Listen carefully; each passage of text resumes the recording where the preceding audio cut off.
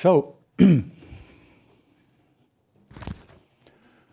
what happened in the first lecture was that we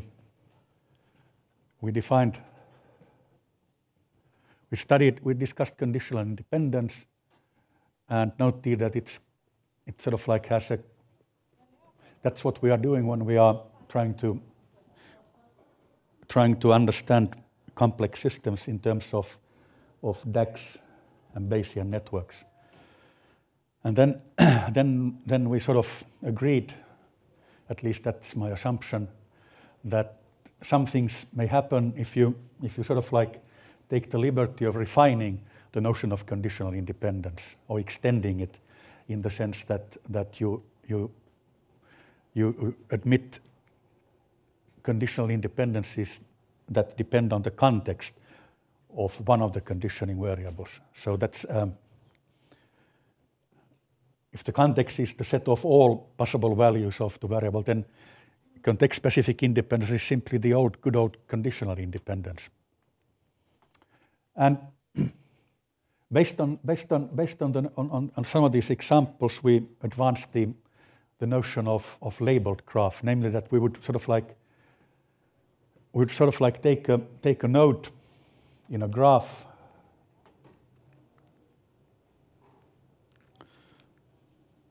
we take a node like this from parent to a child, and then we put a label that would indicate the contexts, namely the states of the other parents of this J, that would make I conditionally independent of J. Or if I've got the definition here somewhere it's something like this. I mean, you fix this particular node, and then this particular identity holds for all possible configurations of the states at A and B and S. And therefore we say that XA and XB are conditionally context-specifically independent given this context and all the variables in the X's. And then we introduced a local CSI, which is simply a matter of just looking at this kind of a node and its parent, splitting it up, and then claiming that there is amongst the parents there is a context that makes the node conditionally independent of that particular subset of its parents. And this leads us to the notion of label, which is simply all these contexts on a given node, a given edge, of course. Then we went into the business of understanding. We try to now make this something that sort of generalizes the things being done on a DAG. Excuse me, I'll have to take some. And then we introduced the notion of D-separation in a graph, which is simply a graph theory criterion for pointing out, for checking a special way what kind of trails in a graph that are not blocked or not blocked. And blocked graphs turn out to be things that imply conditional independencies. Now we try to build up to understand more of these labeled graphs, and we say that a graph is maximal if there is no configuration that can be added to the label without introducing an additional local CSI. Well, that local CSI was defined somewhere there. So it simply means that it's maximal in the sense that they are already obtained, they are already directly in the graph. You cannot put any more of them there. And now we say that here we have a theorem that tells that if we have two different LDAGs that have the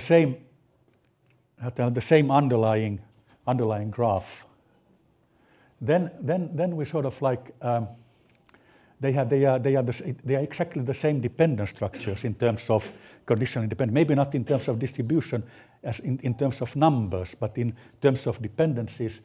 If the label sets are equal, which means that, of course, the labeled graphs are in fact equal. So that sort of like is an identifiability thing that we have, that we can prove when we are assuming that the DAGs are maximal. Now here's an example of a local CSI. Here are the labels, that one telling that 2 and 1 are independent given the state context, state 0 on 3 and state 1 on 4. These are sort of like indicated in this particular clause. The external being included tells that it's conditionally independent given this context for influencing the state in 1. Now, however, we can easily see that this thing here isn't maximal, in the sense that when we study these labels, we can find these AND clauses, and this AND clause simply means that tells us that x3 is equal to 1. And now, as these three context or parent configurers satisfy this rule, well, then we can simply add 1, 1 to its label. To that, I mean, that's labeled down on this node, and this corresponds to the local CSI given like that. So that was in fact already in some sense encoded in the labels, in fact. But we can sort of like we can add this and then get something that more looks like a maximal labeled DAG. So this is a bit complicated game. We can sort of like end up in some sort of disaster. Just a second, I'll get my act in order.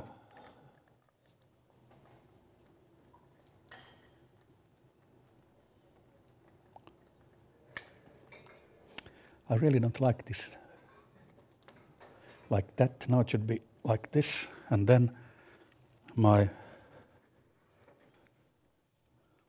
headphone is in place, then spectacles, and now I'm back in business. Now, yes. So now, as I said in the beginning, all of this kind of stuff, it becomes at some stage a long record of definitions. And now we get another definition. This is a regular maximal DAG, and it simply says this is simply telling that when we define our this label here, that will not exhaust the all possible states at those nodes given by this LIJ. I mean, these are the parents when we have excluded the parent in the node that we are looking at. That's a definition which turns out to be useful.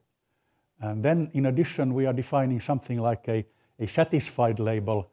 It's simply, now again, a very technical one, but it simply tells that if you are, in the context, we say that the label is satisfied. Well, if you have, this is a set of indices and its intersection with that one is non-empty, and then this particular set is a subset of the labels. Now that looks strange, but you can when you start looking at these things, it may easily you can easily find unsatisfied labels or include where in the case is that this is simply not a subset of that thing there. It's a matter of looking at these specific examples, which I'm not altogether going to make an exercise of. If this was a summer school of the kind where we would be spending 1 week more and you would be given home assignments, here would be an opportunity for home assignment. Not necessarily an inspiring one, but you would just sort of like check lots of conditions and come up with conclusions. Now we sort of like now we come to the main story here, namely we take a context. We have a DAG with the labels. We take a context. We depend on some subset of the indices, and then we sort of like define a context-specific LDAG by simply removing all the edges in the initial edge set so that the labels on those edges are satisfied. And that is my context-specific LDAG denoted like that. It's, again, as I said, a technical definition which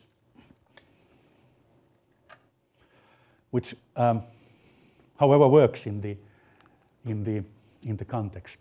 Now, why it works is the following, that we get the following, we can now introduce the definition as CSI-separation in LDAGs. So I take an LDAG, and then I look at a certain context, take the LDAG corresponding to that context in terms of the previous definition, where I removed certain edges, and then I'm simply saying that in this directed graph, I apply the d-separation criteria that I presented at the end of the previous lecture. And then it turns out that XA and XB are d-separated, given that context and that particular set of variables. So it simply is I'm simply looking at in this new graph where I'm sort of like taking I'm now replacing this only with this construction of context-specific graph given this context. But then in that graph, I'm applying the old rules of d-separation, which is completely possible because I'm still looking at the directed graph. I have only possibly removed certain edges corresponding to those that were satisfied. Now, what happens in the follow? Let's take a look at this thing here. Now, let me see what happens here. Now, this is kind of so here we have a DAG or a local structure. Here are the labels. This simply means that the context is 0 here, 1 here, and 0 here, and 0 there. So that indicates that all possible values here are possible context. The same thing with the value 4. Now, if we just forget these labels, we would say that x2 and x4, they are not d-separated if I condition x1 and x3. And why is that?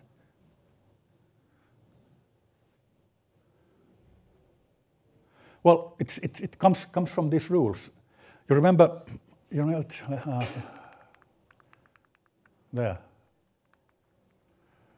it is. You see, you take a look at this rule here. When I'm conditioning on the state of a node so that the arrows are pointing there, then what happens here is that I'm conditioning on those two, I'm conditioning here. It simply means that the Bayes curve in a mysterious manner can move from 2 to 4, and they are not d-separated. And therefore, so it seems to look, that would seem to imply now that x2 and they are not d-separated for the fact that Bayes curves can move if I condition there. There's no active trail. So that one might seem to look at that we have a, however, if we now start sort of like, if we now start looking at this thing here in a more, the notation was in fact GL, I think.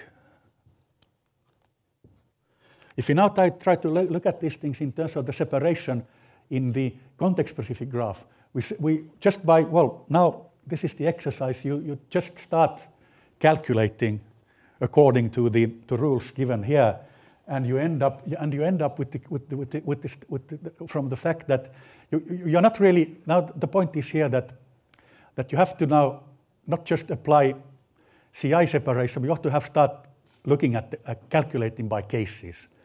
And from this CSI separation in the graph, you can find this context-specific independence and this context-specific independence. And then, in fact, we have sort of like, we can in fact show that there is this conditional independence between those two things.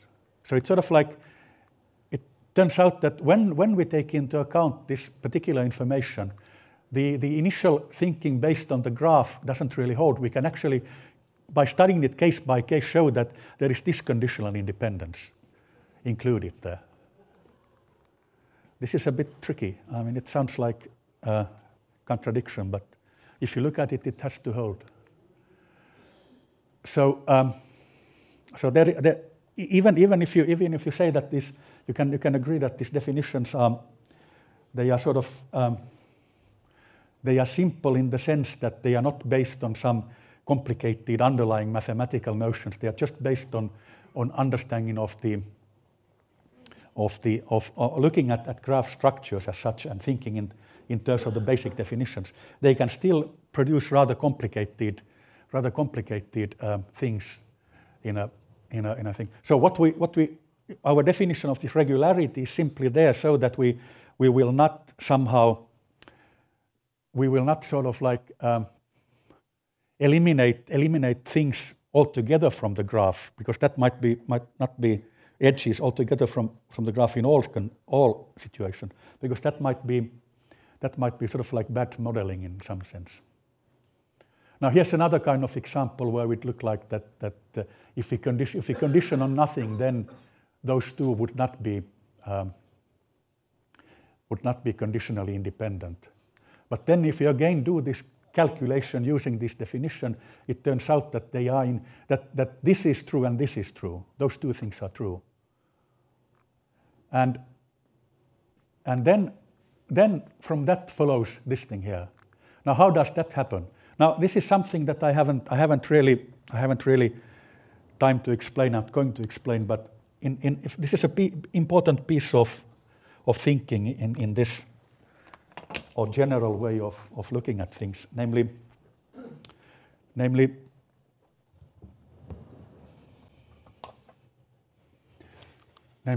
it's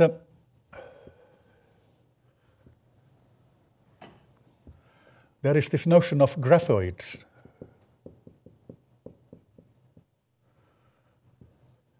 And it's simply, I mean, it's simply sort of like it's a set of, let's say, nodes and whatever, where we sort of like put this kind of thing into sort of this is in fact it sort of like means that you can interpret it in terms of x and y independent of z. And now you can sort of like easily find lots of abstract properties of these these graphoids following. You can prove using sort of conditional probability. You can prove various kinds of symmetry, inclusion, contraction, whatever they are. I'm not English. So sort of like there is a way of understanding all of this business about conditional independence in terms of axioms put on a symbol like that. They are graphoid axioms. And now, if I apply these graphoid axioms, that and that imply this thing here. Of course, you can do it in other ways, but that sort of like is the exercise. So in terms of understanding conditional probability, there's quite an extensive piece of research based on the graphoid axioms. Namely, you just simply take a set of variables and define this thing in a proper manner, and then by axioms which hold if you interpret them in terms of conditional independence, and then you try to understand the whole structure in terms of those axioms. Just not doing probability, but making conclusions based on the axioms of that particular statement. And if you look at those axioms, there is a book by Studeni.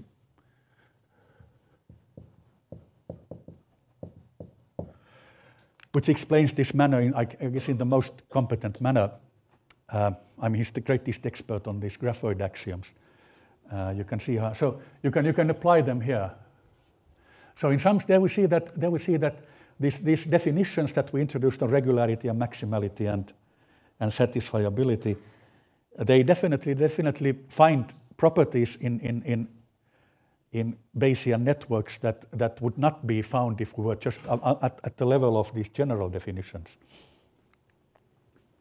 Now, one of the statements here is that we can say that this is a sound method. Namely, if this is a statement of d-separation, CSI d-separation, then it implies a statement about CSI independence. That a similar kind of implication was there when we were looking at d-separation and conditional independence without any context involved. Now, unfortunately, as in the previous case, and that should not come as a surprise, we cannot sort of like revert this in general. You cannot say that every statement of conditional independence automatically can be expressed in terms of CSI separatedness.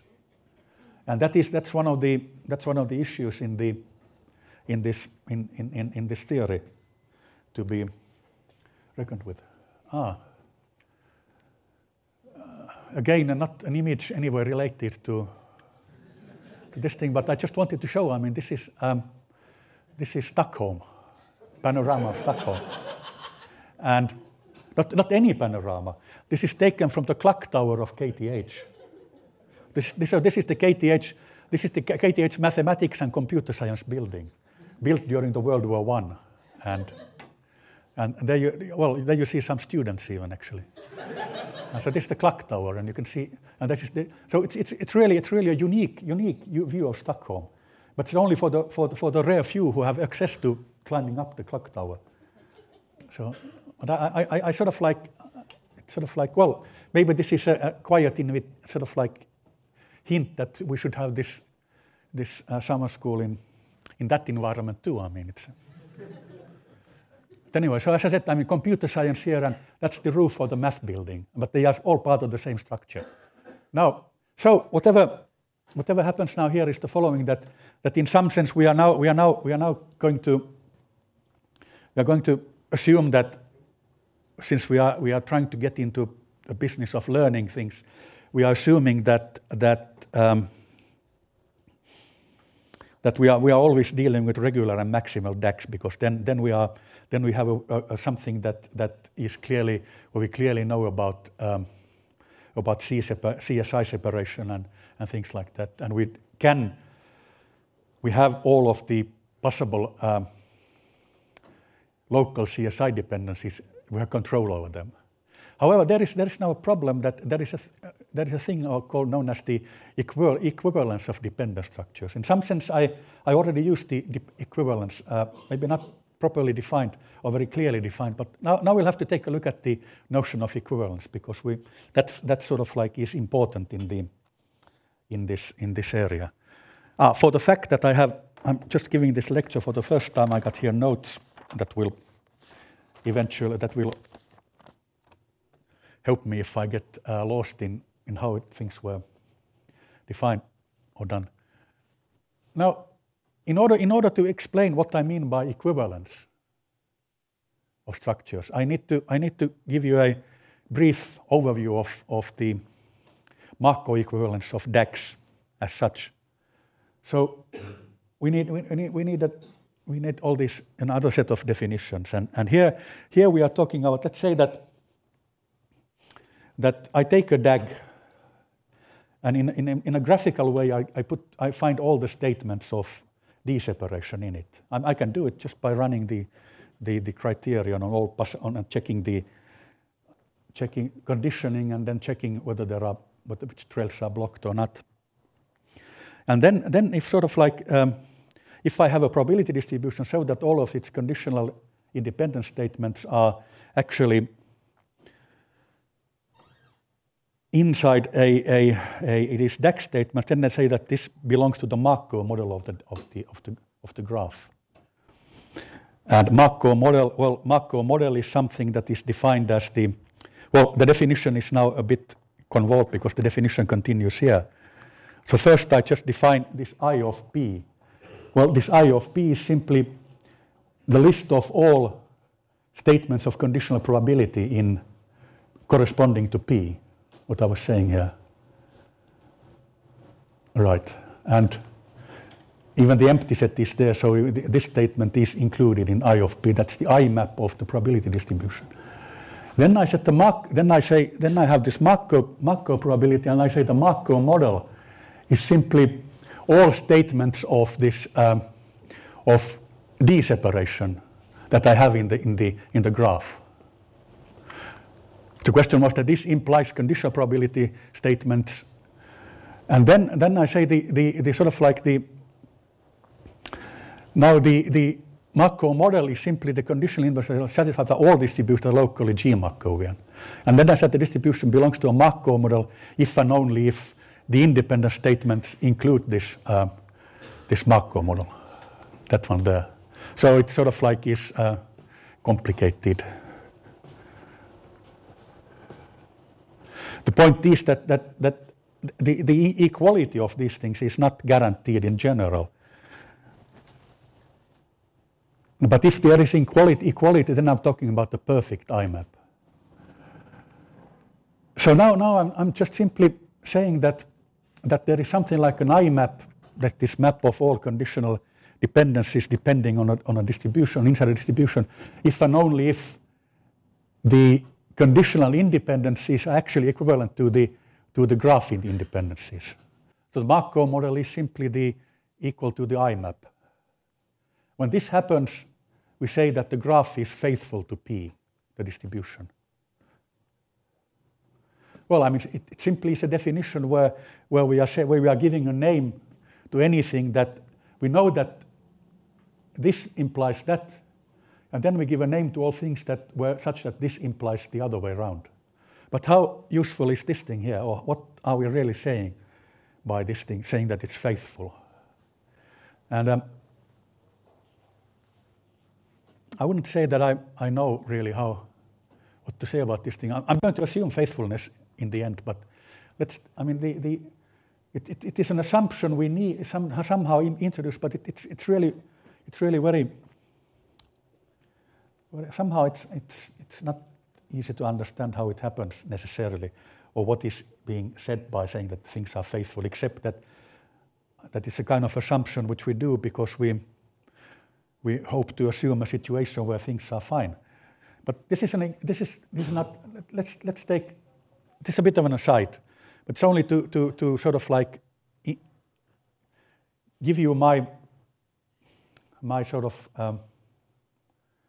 doubtful understanding of what this is all about. So I mean, this is just again a piece of simple probability. You don't have to know graphs or networks or machine learning. You can take this just as another exercise from the classroom.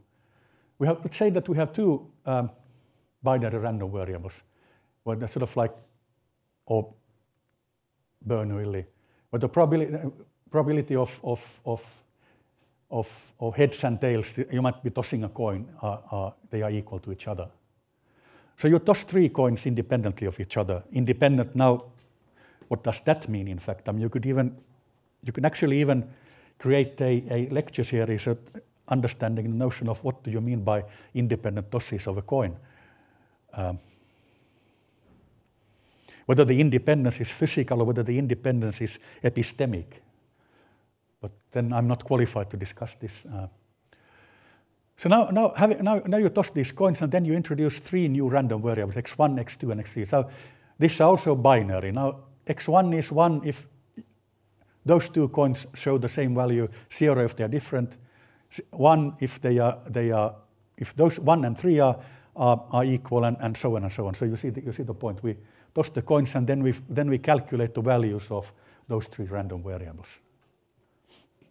Now you see that the thing is here that if I only know x1 and x3, then I know that this is 1 and this is 1. Then I know that those things are true. Now then y is 2, y is 2. Now what do I need to know then? But I still don't know what exactly is the value of it. But if I know that this is 1, I know that those true. But then if I know the third one, I know everything about the y's. So there's partial information that doesn't tell you everything, but partial information together tells you everything. That's how the detective stories are written. I mean, you get clues. Once you combine all the clues and use your gray brain cells, as Sherlock Holmes would say, then you get the truth. Now, if we start calculating here, we can sort of like show that these are pairwise independent, but they are not jointly independent. So I mean, you start calculating the joint distribution of these 3 variables. Now, that 1, 1, 1, 1, it simply means that they are all equal. It simply means that we are adding the probability of all being 1, all being 0. You get 1/4 in terms of 1/2 plus 1/2. Wait a minute, that's 1/8, 1/8 2 times, and that's it.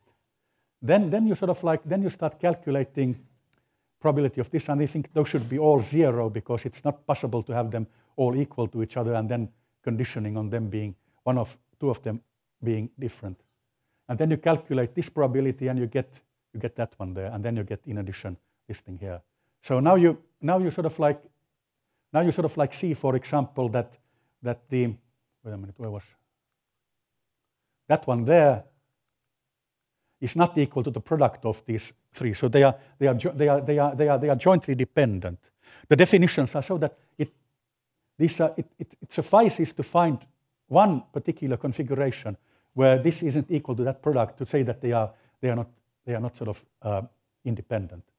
So the three of them are independent, but if you start calculating the marginal distributions of all pairs, you end up in all cases finding that they are pairwise independent. So this is a situation where you have a kind of interplay. There are various opportunities for independence and dependence. Now, so this is true, but this is not true. From what we know, I mean, they were sort of like, wait a minute, they are pairwise independent, but they are not jointly independent. You can sort of like, from these you can calculate those things too, but then you can find these conditional dependence. They are not conditionally independent in that sense. That one's not independent of those, and those are not conditionally independent like that. From the information that we have got here, you can easily calculate those things. So therefore, from this particular thing, you can say that, okay, you have one factorization obtained in this manner. X1 and X2 are independent, and then X3 is dependent on those sets of random variables. So in fact, that by our rules of calculating this particular thing would correspond. Now let me see, what is this? I would have here X1, here X2, and then I would have X3 here. Now X1 and X3 are not, they are not graphically, they are not d-separated. Neither is X2 and X3 either. But then these independent statements hold in the distribution. So, and in the same manner, you can find every possible DAG corresponding to this particular distribution. And you can always find that in another cases, the d-separation statements of the DAG represent all the conditional statements of the distribution. So in fact, here I have an example of a very simple kinds of sets of variables, so that there is no DAG that faithfully represents this thing here. So now you could say, some people would say that, okay, I think there is some paper proving that something like that if you, I can't say it, but it sort of like tries to tell that if you put probabilities on variables at random, then, and you assume some sort of Markov structure there, then the probability of finding a distribution that is not faithful to the DAG is 0. I mean, in some sense, it's a measure zero phenomenon. But then on the other hand, well, this is of course a measure zero phenomenon, but it still is a phenomenon. I mean, and it's a very good example. So in some sense, you can. It's not quite clear how do you state clearly when a distribution is faithful. I mean, it seems to be a complicated issue. In fact, at least that's the way I understand it. And therefore, kind of, it's not to be taken lightly, this thing. So if I'm saying that I'm assuming this, I'm assuming away everything that looks like this, but I don't really know what it is. I mean, it's just a statement telling that, well, this happens, and I'm happy with that. Now I'm getting to this Markov equivalence, and so we are sort of like now in the process of actually assuming faithfulness. The graph tells us you can from the graph find all the conditional independencies or statements of it, and then it's also in that sense. And then the model. Then we have a Markov model, but then it turns out that there is another thing to be taken into account, namely Markov equivalence. Now, this is the simplest case to understand it. If you again look at these are three different DAGs, right? Altogether quite different, and in terms of the graph structure, right? But then if you use these D-separation statements, you see that if you condition on x2 in all of these cases, then x1 is conditionally independent of x2. Because if you condition there, then you are blocking all, there will be no trail between x1 and x3 in this simple graph. So now you see that all of these graphs, though they are different in terms of graph theory, because the edges have different directions, all of them represent one and single statement of conditional independence. So therefore, something will have to be taken into account in this thing here. And here is now a definition of this that will be useful. Namely, we look at again this I map, possible conditional independent statements corresponding to a graph, and then sort of like then we say that submap this is said to be I submap if all D-separated statements are also D-separated in G2, and the other way around. And then you say that two, if these two maps are equal, then we say that there is Markov equivalence, because that was sort of like the Markov models are equal. You can find all the statements corresponding the conditional separation, D-separation of the other graph, also in the D-separation of the second graph, and so on. Now comes the theorem. This is a theorem found in the paper by Anderson, Maddick, and Perlman, Annals of Statistics. I've forgotten the year, but that is something like 2000 and something. I'll add this when I give the slides to the organizers to be put on the net. That will be on next Tuesday. So they are Markov equivalent if and only if they have the same skeleton and the same immoralities. Now, what's a skeleton? I don't have a slide to define it, but what I'm simply saying is that a skeleton is if you take a DAG,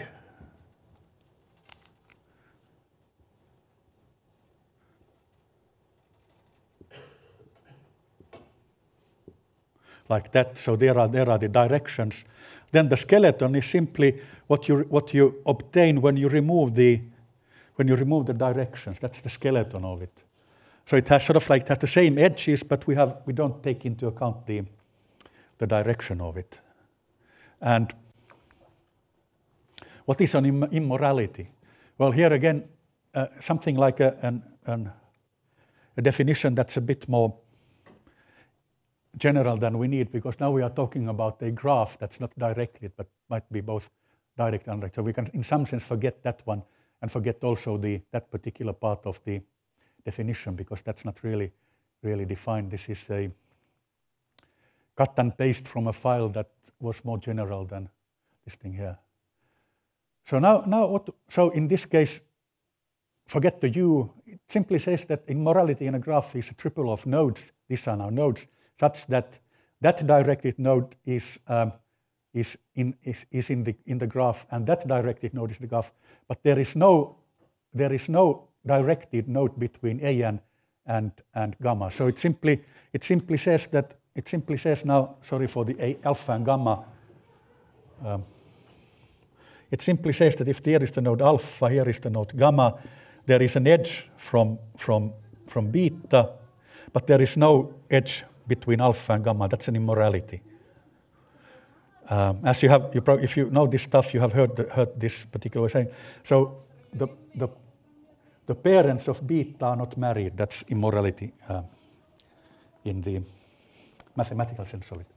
Now, so that was so we see that Markov equivalence holds if and only if they have the same skeleton, the same immorality. So that seems to be a pretty simple, and that is in fact a rather clear and brilliant description of this Markov equivalence that would seem to be rather distant, rather complicated thing to check if you were to go through the definitions of all of these maps and models that we had. So let's take a look at it just for the sake of understanding the whole thing. Here we have 4 graphs between 4 random variables of 4 nodes. Now you all agree that they have the same skeleton, right? Because if you remove the directions, they are exactly the same edges in the undirected graph. Now the question is, if we want to discuss whether these would now be Markov equivalent models, is to discuss the immoralities. And now you see that D has an immorality. B and C are parents of D in this graph, but there is no edge between C and B. The same thing holds here, the same thing holds here, and the same thing holds here. Now you see that immorality was the only one in those particular graphs, right? But now you see that in this case, there is a second immorality, namely B is a parent of A and C is a parent of A, and there is no edge between them. So there are 2 immoralities in this particular graph. So therefore, the theorem says that these are an equivalence class, whereas that is not. Well, they form an equivalence class, but that's not the case. So here we see that this is the equivalence class, and this turns out to be a representative of the equivalence class. Because now we all know that equivalence classes can have in some sense representatives. And in this case, that's the representative of the class. And the point is that we need another definition, namely that of an essential graph. And the essential graph is such that you look at the DAG and you remove directions. You look at the set of DAGs and with the same skeleton. And the essential graphs corresponding to that skeleton is that there's an X directed in this essential graph if and only it goes in every DAG that is Markov equivalent to this particular graph. And the directed edges are the essential edges there. So therefore this is the representative of all of these graphs in terms of the definition. So these are the essential things. You can't, if you change the direction of this thing here, well, then you sort of like destroy the same immortality principle. Now, what's now the conclusion we draw about these particular things?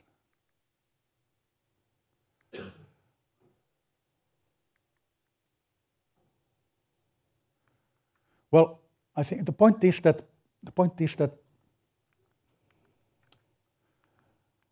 the Markov equivalence, like here. Let's say that this is now, if you want to be doing this learning, you would want to learn a model for these 3 variables. But then, if you are using probability theory or whatever, then in fact all of these, they are all the same. There is no statistical way of telling which one of these. Just from data, you don't have a way of telling which one of these is. So whenever you are sort of like in this situation, your statistical thinking or your learning is in terms of this equivalence class. You can learn this, but then you have to have some extra information to point out, get from the representative to an individual element of the class. I mean, at least in statistical principles, that's the case. You cannot sort of like just by data and statistical model, namely the DAG model, you don't get further than this. You have to be, all the rest of them mean just this thing here. That, on the other hand, simply tells that whenever if you are trying to learn structures of graphs, you should sort of like you should only be wasting your time on equivalence classes and their representatives. And this is the sort of like the story coming from this paper by Anderson and Madigan and others, namely that these representatives of Markov equivalence classes are partial DAGs. They actually chain graphs. I mean, the chain graph is a graph that contains both undirected and directed edges, but then there is no directed cycle in this thing. So that's the chain graph. So in that sense, you should only be concerned with these representatives.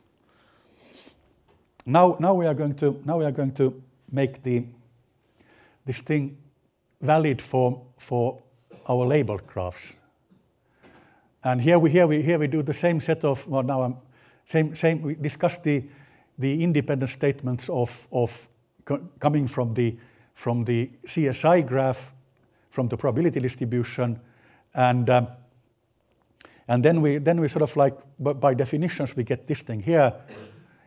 So the Markov model of this particular labeled graph is included there. So it's a Markov model for P, and then we are assuming simply equality here. So now I've made the assumption. I'm going to stick to it for the rest of this thing here. But as I said, I mean, this assumption is simply saying that we think that there is a true representation of the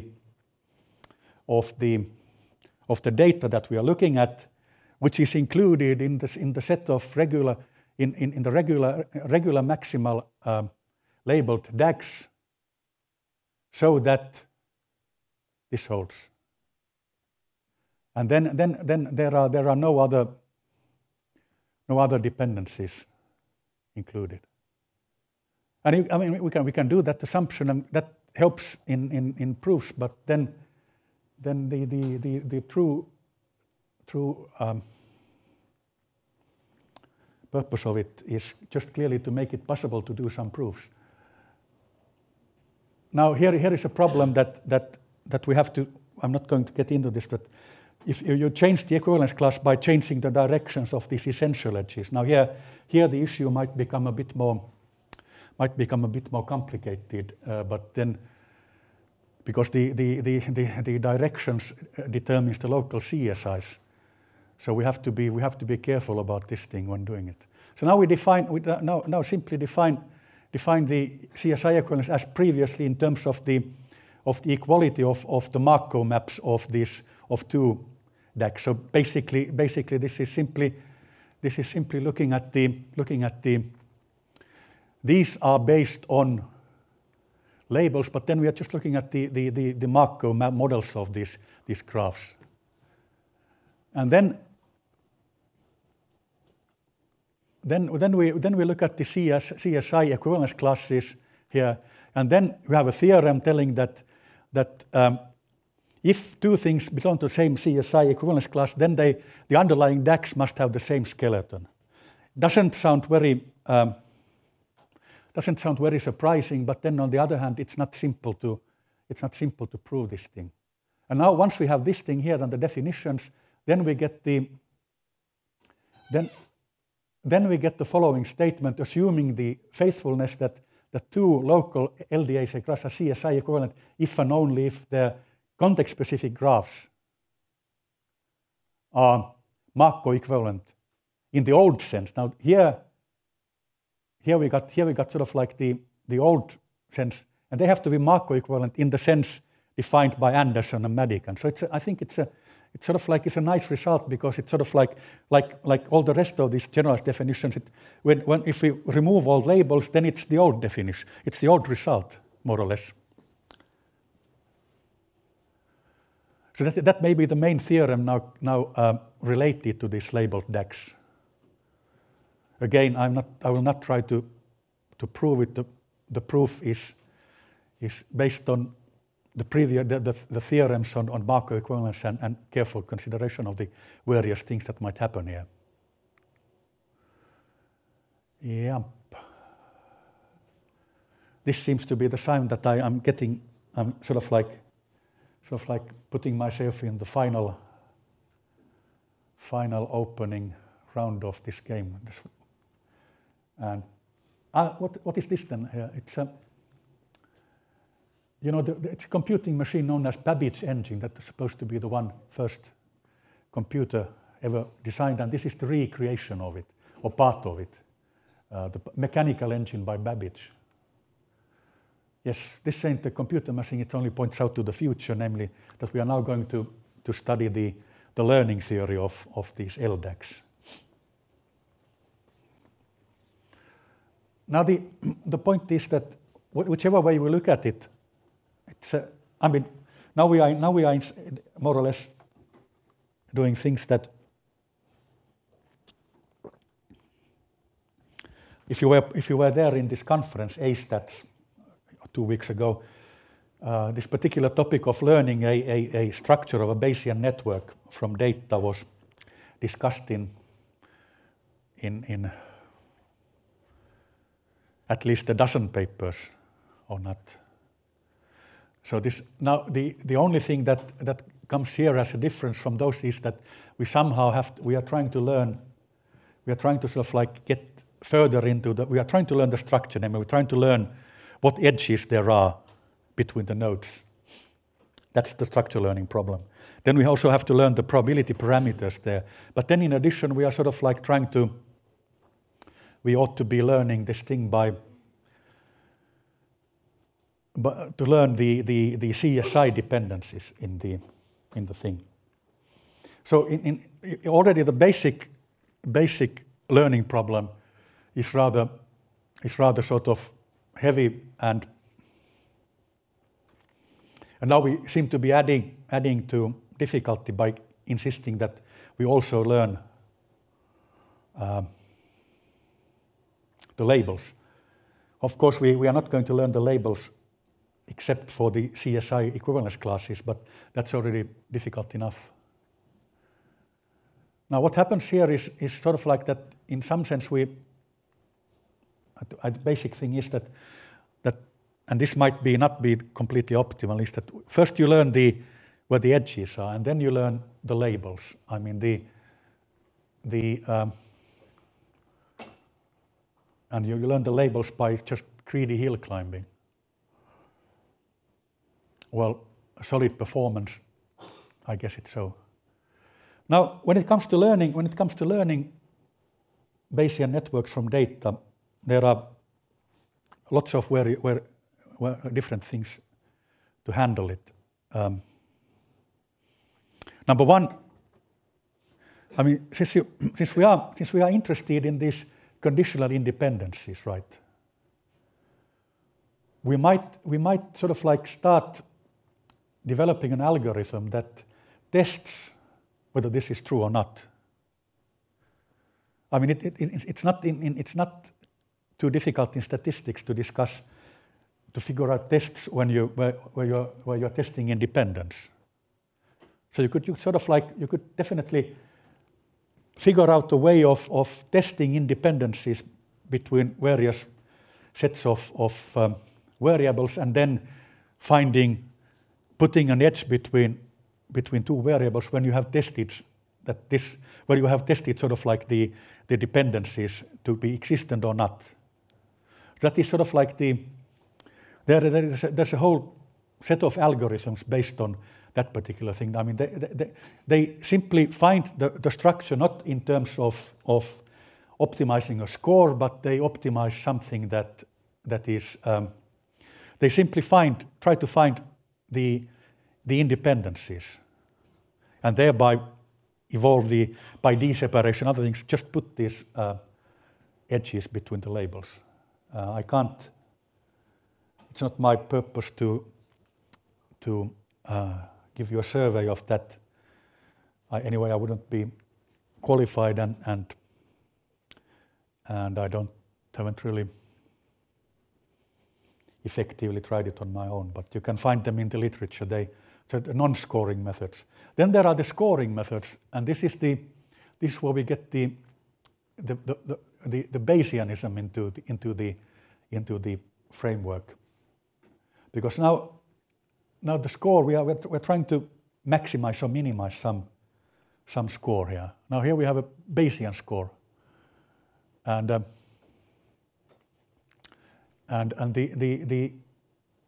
thing is that if you have a Bayesian score, even there you can sort of like, you can have two different things. You can have this, as was presented in the conference. You can have the exact scoring, which follows by this theory was started by Koivisto and Sword some more than 10 years ago, where you use dynamic programming in a clever manner to find the exact solution. Then you can use the non-exact methods, which we are going to use, where we are sort of like, where we are using a random walk to maximize a score. I mean, the exact methods are guaranteed to find optimum in a finite time,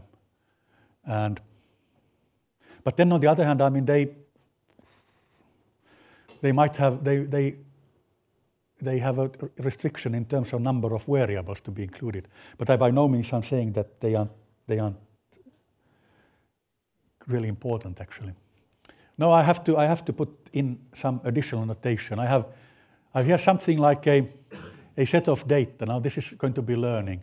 I simply have observations. I have my D variables here, and I have observed them in a number of occasions, the number of occasions being in fact the small n. Now this data is complete. I mean, there are no missing values. So whenever I observe these variables, I get a recording of each and every one of them. Now if there were missing values, then things would be truly complicated here. And since the situation is already complicated, why make it difficult in that manner before we have solved the basic question? So now we'll say that this script GL is the set of all regular maximal LDAGs. And these are the possible parameters in this, and this is the dimension, the number of free parameters in it. Now what we mean by a parameter, basically the parameter is simply, it's sort of like one particular reading of a conditional probability of, I mean, a parameter is simply in this case a probability of given the parents of J and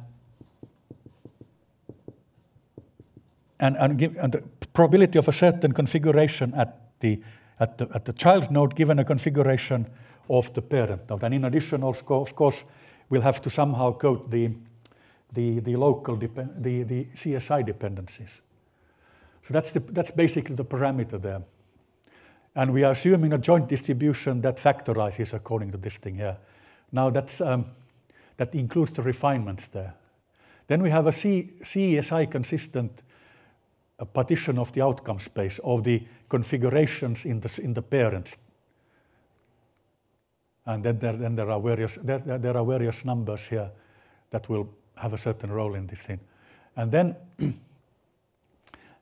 we have sort of like this n that counts the total number of times we have seen this particular parent-child configuration and that particular factorization of this parent set. So maybe I should have put an right, that's the correct thing. So somehow we are assuming that there's a DAG. We know these labels. Then we can sort of like look at it in this manner. And now simply, if we can calculate the probability of our data given the graph structure, one of the possible LDAGs and multiply it by the prior probability of that particular graph. Then here we have a score. We want to find a labeled DAG such that this thing is maximized. Now this is of course nothing more than maximizing the posterior probability of the graph structure, because if you take the posterior probability of the graph given the data, then that is simply proportional to this px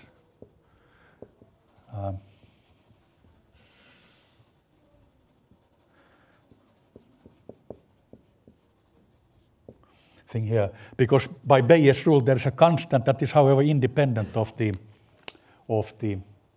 graph structure. So we are here. The Bayesian learning simply means here that we're trying to find, for given data, we're trying to find an LDAG that gives a maximum value for this particular thing. Now there's this question about how to calculate this likelihood of the data given the graph. Now, if you take into account the equivalence classes, you can find a formula for this in terms of the equivalence classes in that paper by Freudenberg. We are not necessarily rather truthful for that formula, because we are simply saying the following, that we are going to assume that there is a prior on the parameters given the structure. So here I'm now adding something like I'm defining this thing here I was talking about in terms of this particular Bayesian integral. So what the parameters that were just simply the conditional probabilities, they will be integrated out by assuming a prior on the parameters that also depends on the graph structure. Now here's a trick that probably is used every time, but the most natural and obvious kind of trick that one uses when you are doing this inexact learning of Bayesian networks is that you sort of like since you assume that your prior here is a Dirichlet density. I mean the Dirichlet density is simply something, I mean you probably know this all, but then why not? You're saying that here is something that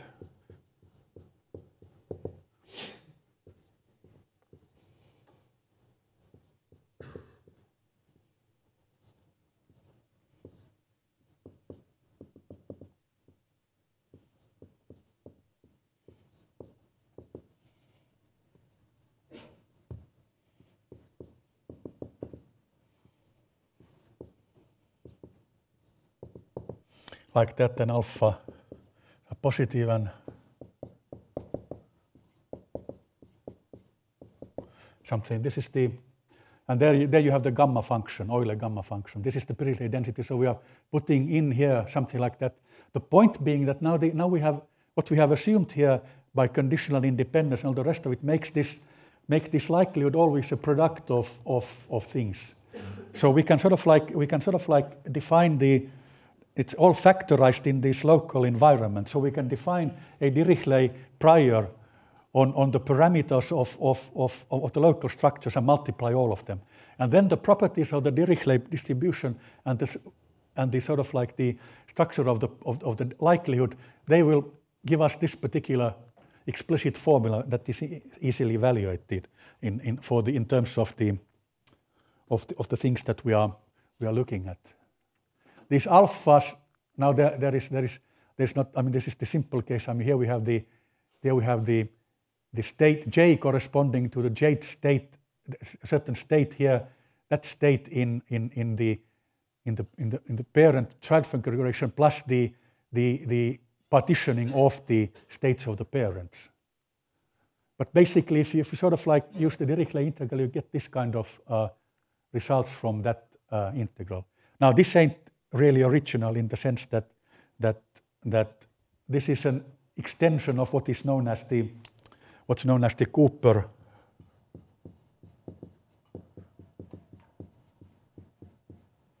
Hershkovich likelihood for DAGs. I mean, they introduced this particular idea in early 1990s, and it sort of like is nice in the sense that it can be used in this particular setting too. So what is this thing? I mean, it simply says that it simply has to do with the fact that if you multiply this by sort of like the and then you are going to multiply this kind of, if this is your data set, then you are simply just checking how many times you have a certain value in your data, and then you multiply those two and integrate, and then the way you get this particular value, you're going to get that integral in a very simple manner from no effort at all, because the basic formula is altogether well known. So this is kind of obvious in the context. If you just want to do this inexact learning of structures. Now, this is the way. Now we have these hyperparameters, also known as pseudo-counts or regularizations. They will have to be chosen in some manner. I mean, they are not to be estimated. That would not be useful. But you can find work, let's say in molecular biology, where people are estimating these. That would not seem to be a very orthodox case of Bayesianism, because Bayesianism says that prior should be chosen without taking a look at the data. But we need not be orthodox if we do something that we think is useful and it works. I mean, we are sort of like what is sort of like the very thing that people always were. I mean, if you look at this, why Bayesianism was, or Bayesian statistics used to be extremely disliked by lots of people, was the fact that Bayesian statisticians would say that I am choosing this prior in terms of my subjective understanding of the situation, right? But then what happened was, in the old days, that even today is, or what I'm doing is that I choose the prior like that, not only because what it is, my subjective understanding, it gives me something that it makes it possible to evaluate this integral. And you can still today find a lot of people who tell that you're ridiculous, because if you're saying that you're doing Bayesian statistics because you're only choosing a prior so that you can find a formula like this. And there's a good point to it, actually. You have to admit, I mean, that there's a certain difference between the claims made and the actual practices done. So here if you now take this thing here, we only have the discussion of these prior hyperparameters involved. And now here we need this. Here we need that number and that number and that number. And it turns out that we choose them in this manner. This is a bit special, and it's the reason why it should be like this maybe not quite clear. It is only so that this is known as the Perk's choice of hyperparameters. I mean, the Perk's choice of hyperparameters goes like this. It's already applicable to Bayesian statistics based on this likelihood and that prior. You can choose here those as 1 over times of the number of states. And this is the Perk's prior. The name is Perk, and it's genetic. It's Perk's prior, and it seems to be a reasonable prior in the sense that it works well not for small data sets, but not for huge data sets, but it seems to be working fine for medium-sized data sets at least. Anyway, it has been used quite a lot in genetics, and that's where Jukka Kurander and me have been trying to make an impact. Now, the crucial thing here is that we need more. We need something here in order to make our optimization complete. And in some sense, if you take a look at this, I was talking about this Cooper-Hershkovich likelihood and so on. I mean, everywhere they are sort of like satisfied with this likelihood, and then more or less the prior is uniform. Maybe there is a piece of mathematics on sort of like non-uniform or informative priors on graph structures, on sets of graphs. Difficult to summarize. But there is also sort of like one reason for not discussing probability of this the prior probability of graphs in the following sense that let's suppose that you have the following problem. You discuss the following issue, namely, how do you this is the prior now on the graph structure. Now you would have to say that I want to, and I don't have data. This is a matter of simulation. You have some sort of need to generate a DAG by a simulation, right? And that need not be a difficult thing. I mean, there is this theory of random graphs. You put your nodes and then you toss a coin, edge or not. But then you don't take into account the direction. And now you can take into account the direction, but then the problem becomes the following. When you start picking up at random those, I mean, that would be the operation underlying the prior. Then you have to check that you don't have cycles in it. And that becomes a bit difficult because you're picking up things at random. You have a huge graph picking up things at random, and then you have to be checking that there is no cycle. If there is a cycle, you have to remove something. And then you see that now that is something that is not quite easy to see how it's done. So therefore there is really no much thinking at the moment. I published literature on the problem of how to generate a DAG satisfying a given distribution. There is one way to do it, which I'm not going to. It's rather simple one, but which may have that satisfies. But then on the other hand, I'm not. There are really fancy ways to do it, but that's a simple way of doing it, which sort of like is based on the fact that I'm giving you a hint of it. There's a student at our place doing it, so you should not get too much of hint of it. You somehow sort of like make a random clustering of your nodes, and then make a random ordering of them, and then you throw nodes from lower order clusters to higher order clusters only, and that will give you a DAG. But the thing is then, what are the properties of the clustering? And that's not, I'm not going to, well, I don't want to discuss it because it would take us too far away. But you see, I mean, this is in principle simple. I mean, there is only a finite number of graph structures, but you cannot sort of really, you would, when you are running this algorithm, you would have to sort of like pick at random a structure, then calculate its likelihood, and then somehow decide on improving it. So here the whole issue of this finding this prior on the structures is even more complicated in terms of the fact that we have these labels here. Now here is the solution due to Johan here, I think, namely that you sort of like take something, you take a k between 0 and 1, and then you sort of like took it to the power of dimension of the now what is now this is the I think this is dimension of the parents of the graph corresponding to the node j. Here is the same thing, the labeled graph, and then you subtract those from each other. And now sort of like if you sort of like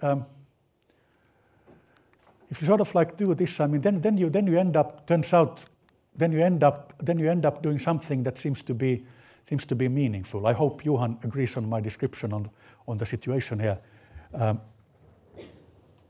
because now we have here we take this kappa as this is proportional, we have to somehow standardize it. It's a measure of how strongly a CS label must be supported by the right data here. So now we are going to get here. Now we have this problem that we somehow if we put a lot of these labels into the model, then we end up then we sort of like we counter the risk of having a graph where ultimately lots of these dependencies will disappear, right? So we will be sort of like overfitting the CSI thing into your data. Now, that's the thinking behind this particular thing here. So now what happens here is there is an additional twist of the argument, namely that we use what's a kind of this wasn't we went this testing in dependencies. We weren't calculating the exact solution. What we are doing here is that we use an MCMC. We use a random.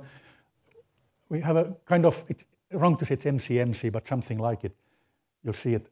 We sort of make a random walk on the graph structures in a non-reversible manner, and then we sort of like we add the labels in something that looks like this in a piece of algorithm to when we are considering a certain structure, and thereby we can calculate the likelihood again. Now this sort of like corresponds to, I mean, let's say that we jump from here to there, and then we have neighborhoods here of these various things. Now that particular neighborhood of this doesn't fit because it creates a cycle. So we have here again the necessity of jumping into graph structures at random where we don't get cycles. Not complicated. So we kind of sort of like we use Metropolis Hastings where this is the acceptance probability, but we don't really have any explicit proposal probability here. Because we sort of like what happens here is that we use something that Jukka Kurander and me have taken as a workhorse in a number of situations. We don't really bother about the what is the invariant distribution of this kind of iteration, since we are only interested in maximizing that thing there. And what one does here is the following: that you can start a number of, at least that is the standard solution. You start a number of different chains jumping on the parameter, depending on various. Of course, under here we have to have precise steps on how to move from propose a structure from another. But as I said, I'm not going to give a probability for that. But then what happens is that we have various parallel chains. That's not a new thing here. But then at random times, they calculate the posterior probabilities of what they have seen so far. And then all of the chains choose the structure that has given the maximum probability so far. And start then independently again these rules. Now that seems a way to do it, but in fact, it improves the Metropolis Hastings hugely in this kind of problems. I didn't give you a particularly good description, but if you look at the homepage of Jukka Kurander, you can see various description of this. That's called the non-reversible MC. It's not really MC because we don't know what is the stationary distribution there.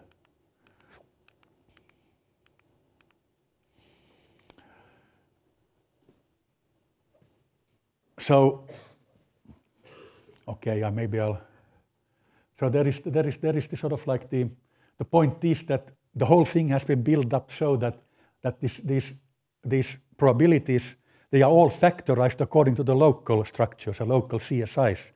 So we may keep on moving one edge at a time in order to check all these required things.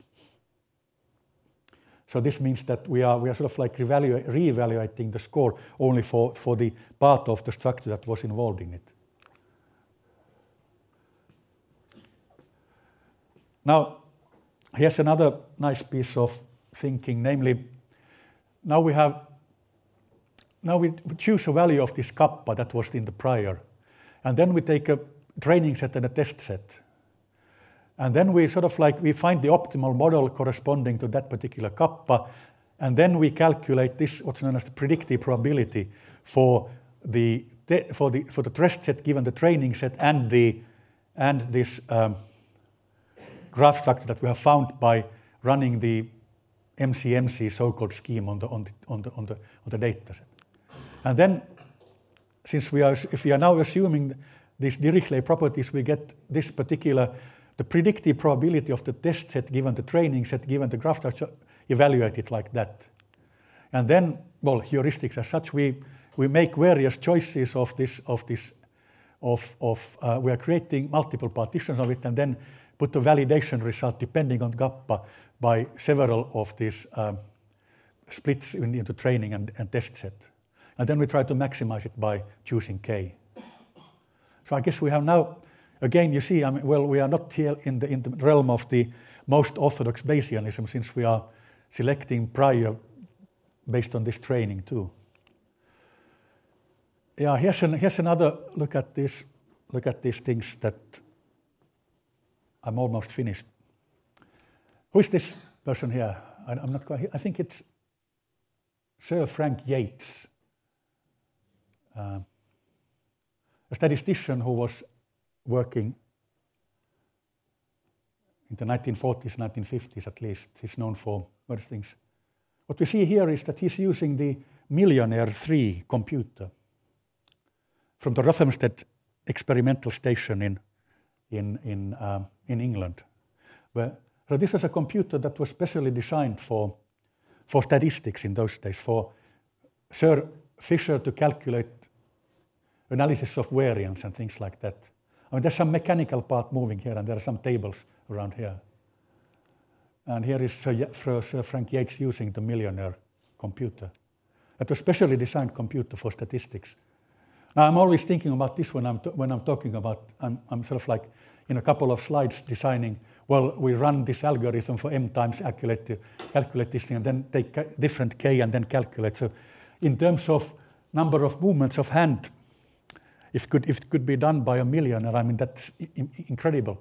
So we have come a long way from this to computers that can actually easily run a thing like that, in a sense. But I still feel somehow emotionally attached to this kind of thing. I mean, you can't say that there is a certain romance to it. And in fact, these guys, when they were introduced to more powerful computers, they refused because they like doing this, moving things and engineering them.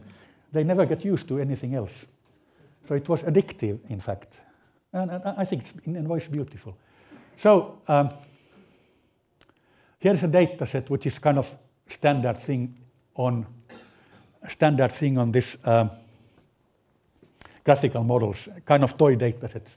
It's about these medical factors influencing the health of a patient. I think this is the coronary heart disease thing. So smoking, strenuous mental, physical systolic blood pressure, ratio of beta and alpha lipoproteins. Not quite sure what they mean in terms of coronary. And family anamnesis, I mean the history of the medical patient.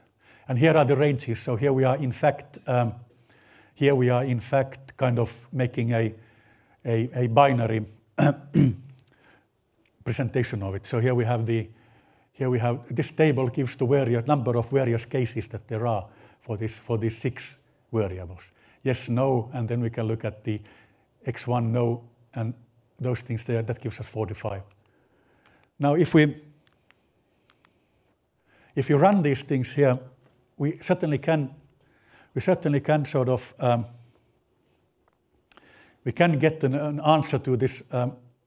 So here we have the optimizing solution in terms of the criterion given here, and so we can actually calculate the values according to the things mentioned. Now, if kappa is small, then we are back to DAGs. So I mean, the whole of this thing is of the nature that DAG is a special case. So it's a special case even of this learning. And now here is the optimal result in terms of these things as we find. So here are the labels, and number 6 is completely independent of anything else. So in terms of this analysis, the information concerning the background of the medical patient has no value at all. Now another way is simply to start running simulations of all these things. And now, since we are running simulations, we know the true distribution. So we can calculate actually we know the true distribution, which is P here, and that's our estimated distribution. So we can calculate these Kullback-Leibler distances defined as follows. Here is a DAG that has been used. Here are all the labels. And actually we do find the true distribution in terms of increasing sample sizes. And this shows the Kullback-Leibler divergence in terms of various values of the kappa. Now the kappa becomes small, then you see that somehow it definitely is not. It's sort of like we like to make Kullback-Leibler divergence small, because if it's small, this is non-negative. If it is zero, if and only if P and P asterisk are equal to it. So we want to minimize. It's kind of minimizing the distance between the estimated distribution and the true distribution. And in this thing here, we see that the DAG solution definitely underperforms the LDAG solution in terms of sample size and so on. And here is something that we have, where we have, what is this now? Okay, again the same observation, and so we can see that in some sense, in terms of the representation of the structure, in terms of the learning strategy that we introduced, though complicated, it still manages to outperform the learning of DAGs, which is a special case of our learning. The Kullback-Herskovits thing is a special case of what we were discussing here. So I guess in that sense now time, I think it's 17:30. I think everybody would agree that it's not wrong for me to quit here, and thank you for your attention.